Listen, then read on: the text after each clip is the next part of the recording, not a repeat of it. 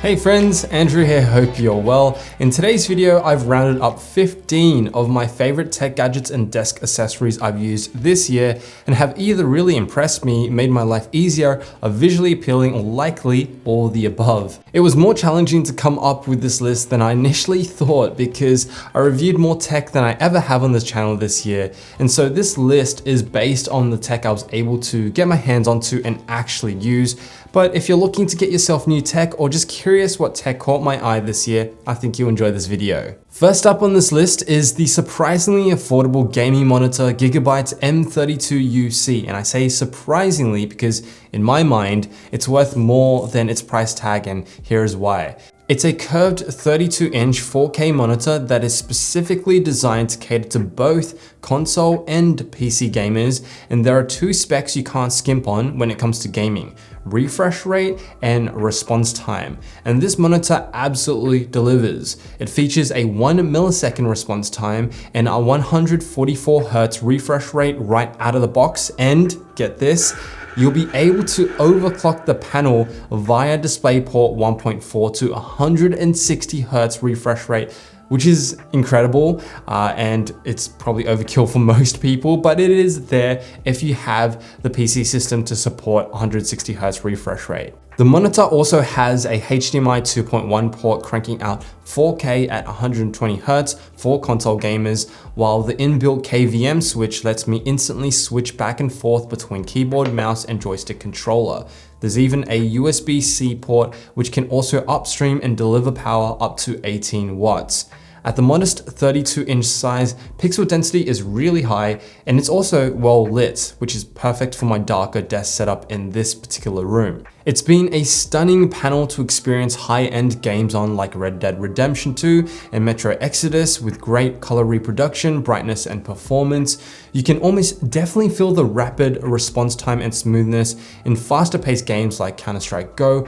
I think a game like this suits a 32-inch screen far better than it did with my 38-inch ultra-wide. It was pretty tough to fault this monitor other than the subpar speakers and stand, but considering you can now find this monitor for $600 brand new, I'll leave a link to it below.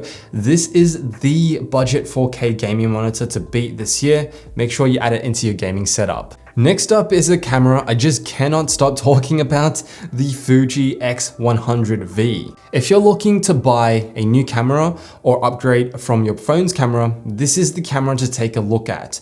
I have not stopped using it since I got it at the start of the year. Heck, I even created a new Instagram account dedicated to this camera, even though Instagram isn't a picture sharing platform anymore, rest in peace. The X100V features an insanely crispy new fixed 23mm f2.0 lens, equivalent to 35mm full frame. But other than that, what makes Fuji's mirrorless cameras so special is Fuji's digital film simulations. They give you access to a load of analog film inspired looks applied directly to your photo, so I get these amazing looking photos right out of the camera with zero time wasted on editing.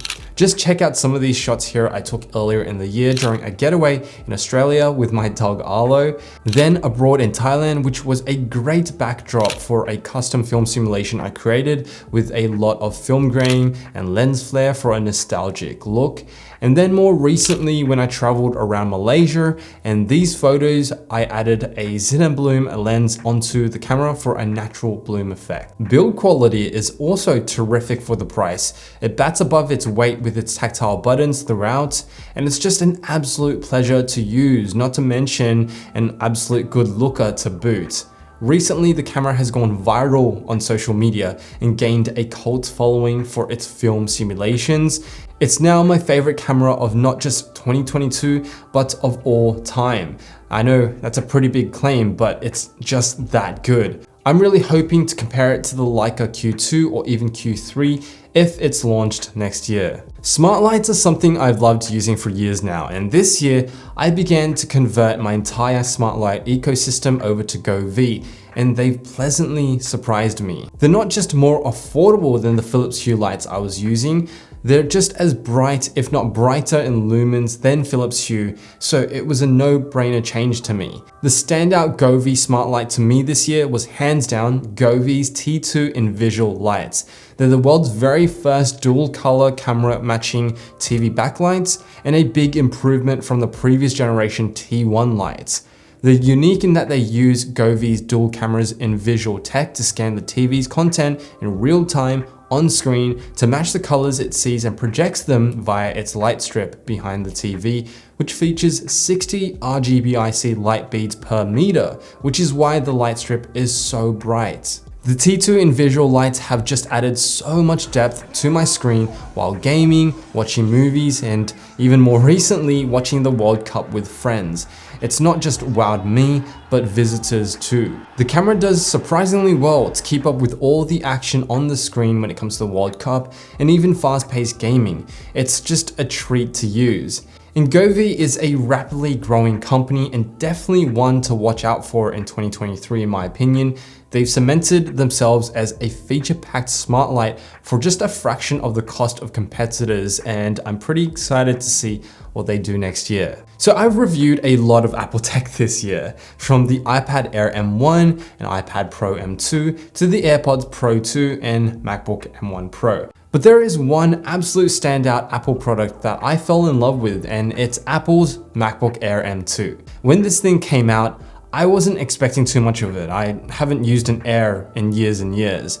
But as soon as I started using it as my daily, it was immediately clear that this is a special device. When you take its amazing portability in its all-new ultra-thin 0.44-inch build and feather like 3 pounds, and then you add in a truly impressive powerhouse architecture, which is Apple's M2, and you have then a very compelling reason to purchase this laptop. Yes, the base model's SSD speeds are a step back and performance throttling is still an issue, but considering the price point for the person that Apple intends this laptop for, and then Apple's most affordable laptop is a deliciously good proposition and one that's impressed me throughout this year. On my MacBook Air is the best app I've used all year, Clean My Mac X. And even if they weren't today's video sponsor, I would still be sharing this app in this roundup. It truly is my favorite app of the year. It's helped keep all my Macs squeaky clean by auto-cleaning the unused system junk and app files on my system and keeping all my files organized without wasting any of my time. Using the Smart Scan feature by clicking this button here, the app searches for ways to quickly improve Mac's performance, and then once the scan is complete, I'll click on Run to auto-perform the recommended tasks like deleting system junk, malware, and flushing unused DNS cache. I also recommend it for deleting apps because when you remove an app by dragging and dropping it into the trash can, it doesn't erase all related files to the app. It actually leaves certain files in place in case we decide to reinstall the app you deleted. But by using Clean My Mac X uninstaller tool, it gets rid of the app entirely. So yeah, overall, it's been a great app for removing years worth of clutter and preventing my new devices from clutter in the first place. You guys should check it out if you haven't already. You can download the app for free and actually get 30% off the full plan from my link in the description box below. Okay, moving on to my new desk setup. I've moved into a dedicated office space this year, and at the heart of it all is of course my new sit-stand desk that I've been absolutely loving. I chose OmniDesk's new Ascent range of sit-stand desks, with this one here being the XL version made from solid Hevia wood and redesigned white table legs that are motorized and more silent than ever. I've always been a fan of sit-stand desks in helping alleviate joint tension since I work pretty long hours at the desk most days. And then when you pair it with a good chair, this one here is the Herman Miller Aeron, something else that I absolutely loved and it was a great purchase this year. I don't know if I should include it into this list though because it's not necessarily tech, but anyway, great chair. When you pair it with a great chair, you've got an ergonomic setup that your body will thank you for years to come. Next, the CalDigit TS4 dock, which lives under my new desk, is the best dock I've ever used. I've used the previous generation TS3 Plus for years now, and the new TS4 blows it out of the water. When I plug the laptop into the dock, I've essentially got an insane 18 ports of additional connectivity. and that is a lot of different options and ports to use. To give you an idea, this dock has 8K display support, 98-watt charging, DisplayPort 1.4, and even a micro SD card slot, which has actually come in handy. This dock has almost every port required in a single package, and there's good reason why it's known as the king of Thunderbolt docks. That was sold out in the first few waves of shipment. It was actually pretty hard to get my hands onto this dock. And just be prepared as well for the price tag of $380. Yeah, it's not cheap, but it's been a worthy investment. On the more affordable end though, the new Logitech Brio 500 webcam has pleasantly surprised me this year. It's Logitech's first full HD webcam after a decade and priced at $129. It has ultra wide capability up to 90 degrees, 60 frames per second support, AI auto framing, dual microphones, and an built-in privacy shutter that feels great to retract. The true beauty in this webcam is in its performance, which does an amazing job in keeping you well lit in all conditions, and then its show mode, which lets me present sketches or items on my table by simply tilting the webcam down. It's a great way to impress others on conference calls. Another desk accessory I was really quite impressed with is Razer's new flagship keyboard, the Deathstalker V2 Pro. I've always wanted a minimal keyboard that can be both perfect for work and gaming, and this keyboard delivers. The performance of this keyboard is second to none with a polling rate of 998 Hz, Bluetooth 5.0, and adaptive frequency. There's zero input lag with this keyboard, and I mean, it feels like it's wired sometimes. So it's been really nice just using the one keyboard day and night for typing and for gaming. The pitfalls, in my opinion, are its red linear switches, which are a little too soft for my liking, and then the price tag of $250. It's by no means a cheap keyboard, but hey, if you're in the market for a high-end keyboard that'll cover both your work and gaming needs equally, give this one a go. I've been using it since launch and it's been great ever since. Sonos has really impressed me this year. I've set up my entire new creative studio with Sonos speakers and I have zero regrets. They sound amazing, they work together seamlessly, and they look so good in the studio. But there has been one particular speaker that has been especially impressive. Sonos's new Ray soundbar that launched mid-year, and it's a steal at $279 if you ask me. At 22 inches and just a little over 4 pounds, the Ray is smaller than the 25-inch Beam sibling and half the size of the flagship Sonos Arc. It may be small, but it still gets 2 angled tweeters, mid-woofers, and 4 Class D drivers, and it equates to some pretty good bang for buck sound. The Ray has a diverse yet well-balanced soundstage and well-articulated bass, which is especially impressive considering its smaller size and smaller price tag too. A big downside though, which has to be pointed out, is the lack of Dolby Atmos or HDMI eARC support, but it can be forgiven for its budget price tag. I think what the Ray has done this year is it basically offers a killer gateway product that may well get you hooked into the Sonos ecosystem. Otherwise, if you have the extra cash, the Beam is a worthy alternative that you might want to consider. Moving on to gadgets outside of our offices and desk setups, I've said that 8 Sleep's new Pod 3 gadget is probably the best tech I've reviewed all year, and I think this is still the case. This one absolutely had to make the list. It's a state-of-the-art sleep tracking and multi-temperature controlled smart mattress. It's something you have to try to fully appreciate, I think. Basically though, it tracks my body temperature and sleep patterns overnight with its 4,000 sensor points on the mattress and with the quad-core CPU machine here. Then it optimizes the different zones of the bed so it's the perfect temperature throughout the night, and I've been waking up every day to detailed sleep metrics. Sleep tracking is on the rise and it seems to be more important than most people realize when it comes to their health. So yeah, I love getting behind tech like this because it brings big benefits to our daily lives and our health. Onto the action cameras this year. A brand I haven't previously used has impressed me, and it's Insta360, specifically their new Insta360 X3 camera. So it's able to record 360-degree video at 6K through the two ultra-wide lenses. And the ability to crop into any segment of the video in post through Insta360's robust software has me frothing over this camera this year. A heads up, if you're completely new to 360 footage, there is a bit of a learning curve when it comes to editing this type of footage, and the videos must be processed before editing, which is a little time consuming, but this is the camera for the sporting or travel enthusiast who doesn't want to miss out on a single shot without the hassle of setting up different tripods and different cameras to capture, the scene from different angles. And then speaking of travel and portability, the Razer Roki V2 has been a compelling add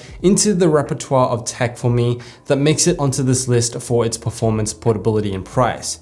It's a very small mouse weighing in at little over 2 ounces or 60 grams without the battery, and then it runs for 950 hours over a Bluetooth connection. It has a fast and responsive 18,000 DPI sensor, and it's really tactile and has sharp clicks.